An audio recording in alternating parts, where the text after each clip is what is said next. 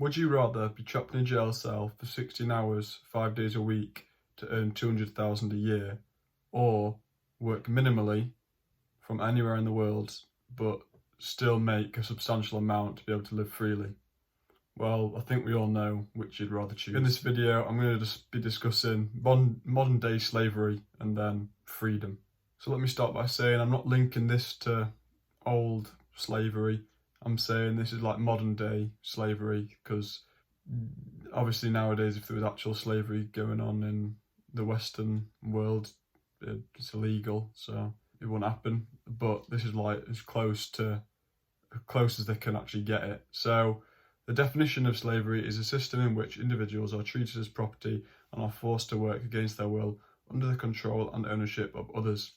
This is pretty much a job, like where there's a business, loads of people working under a boss, and then there's an owner, and that's literally like what it is. And like before, slaves would work and like get somewhere to live and get fed, whereas now you work to earn money to then pay for food and somewhere to live. So like I say, it's pretty much the same, kind of worse, other than people aren't getting like beat and people aren't going hungry. But that's what I'm saying the modern day slavery is. It's often said that money can't buy happiness. This is now just going on to what I've been thinking. But have you ever wondered if like there's more to the story? Because you can't really just put a whole overall thing on such a massive amount of people. For example, like obviously there's going to be poor people and there's going to be rich people, and there's going to be some out of both the groups that are going to be happy. So anyway, so I'm going to be really saying why you can actually have happiness from being rich. Just need to add to that last part. There's like kind of two kind of happinesses.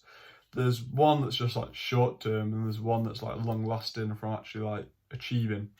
So the short term is like a lot of these people that might earn a lot but still work a lot. They'll get cheap happiness things like a car.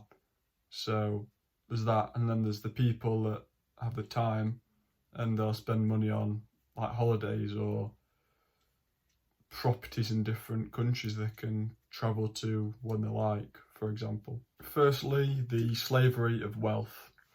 Excessive wealth can transform into a heavy burden, leading to what's called a slavery mentality. Many individuals fixate solely on accumulating money, leaving them trapped in an unending cycle of long working hours, high stress levels, and a scarcity of personal freedom.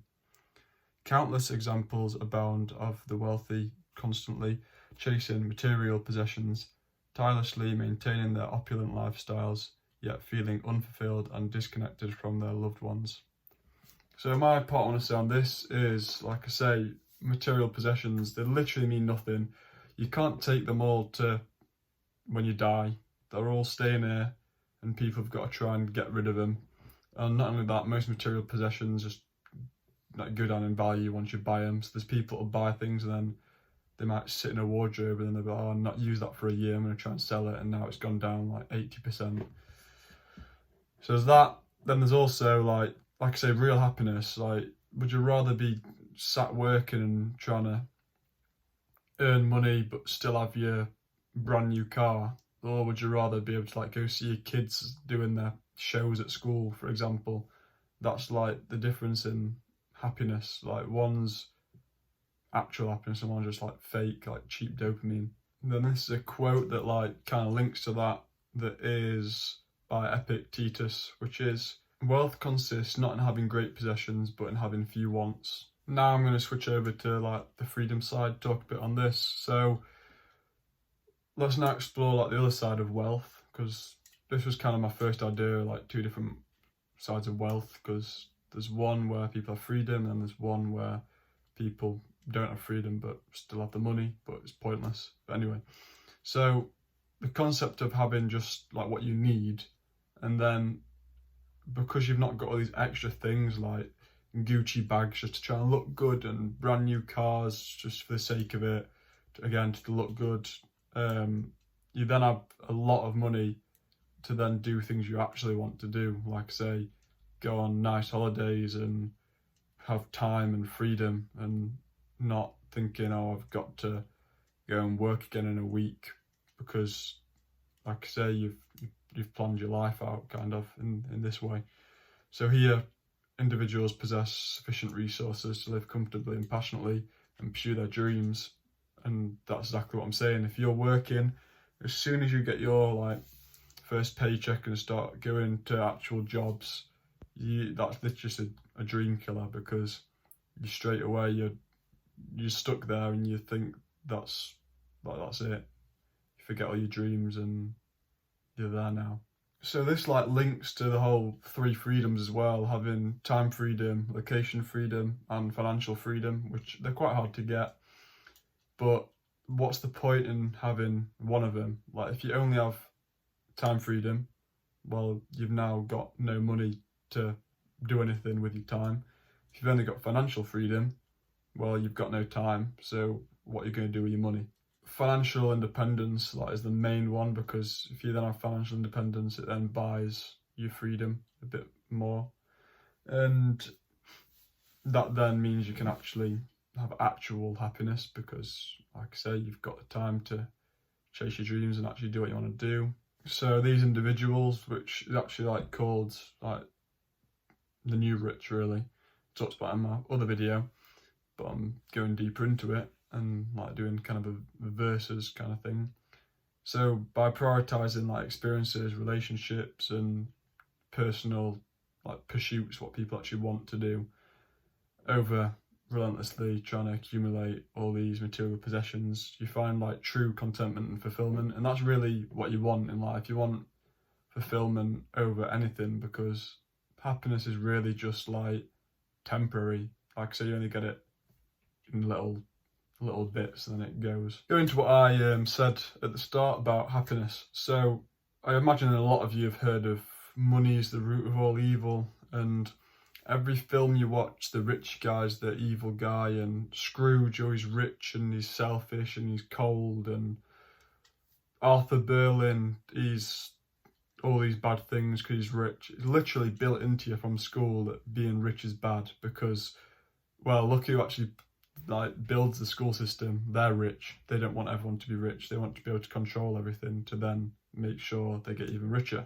But anyway, without being rude, you're either stupid or poor if you think that money doesn't buy happiness, because money literally buys freedom and freedom buys happiness. And if you want to chase your dreams and if you don't want to work in a job you hate, then money can solve them problems. So I can't see why it doesn't bring you happiness. Say you enjoy golf on a weekend, you can, if you have the money, you can play golf every day. You don't have to just wait for the weekend, and then you're going to be happy every day. So money just solves a lot of problems, and usually the biggest problem in people's lives is money. So if you've got a lot of money, that's already one of your main problems solved. Lastly, the real reason why money does buy happiness is if you buy something for someone else or give someone money, you're making them happy. That is buying happiness. The last part on that little bit is that financial security actually empowers individuals to follow their passions and travel and invest in personal growth and actually do what they want to do. If you end up coming into money, you don't enjoy your job and you've always wanted to be a vet, you can then go into that and change your career to do something you actually have always wanted to do, but you were stuck in your job. And then not only that, people don't just use money for personal gain. There's so many things you can do with money to help other people or communities or charities.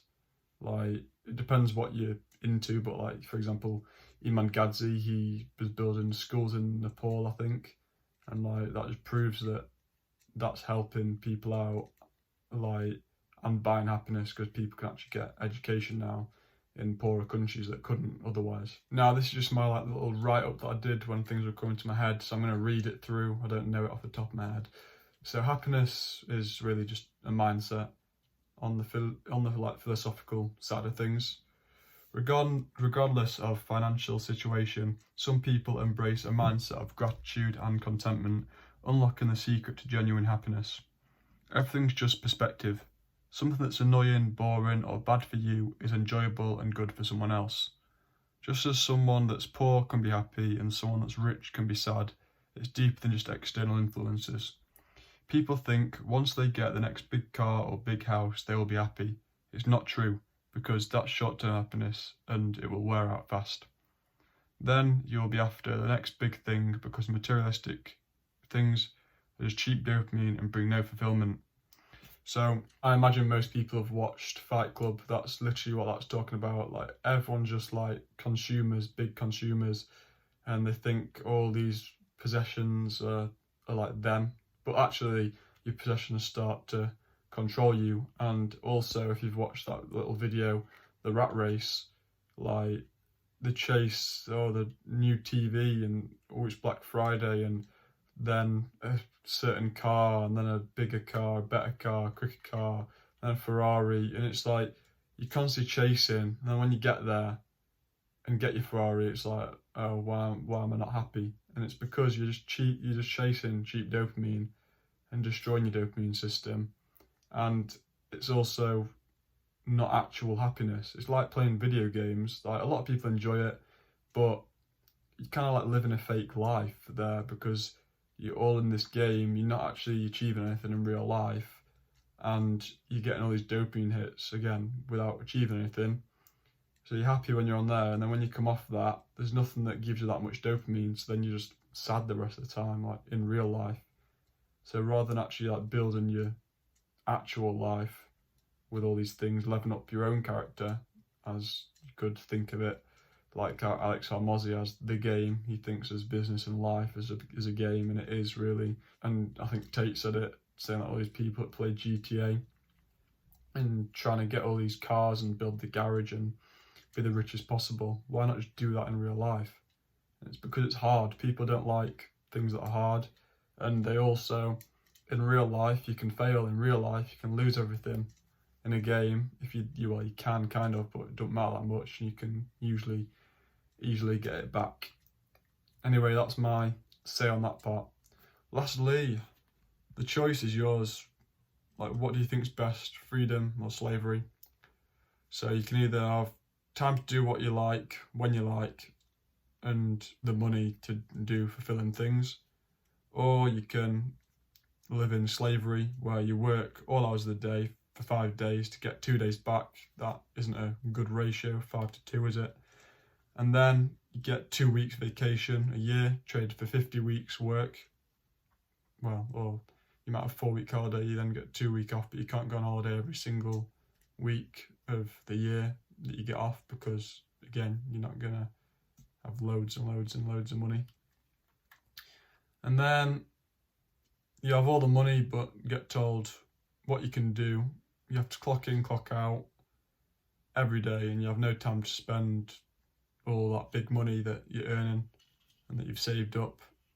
But you can buy a flash car to drive to and from work in, and sit in the same traffic as everyone else in. They're not flash cars, which you're literally doing the same travel, sit in the same traffic. Why do you need a Ferrari to do that? You can't even like go quicker than the speed limit either, so what's the point?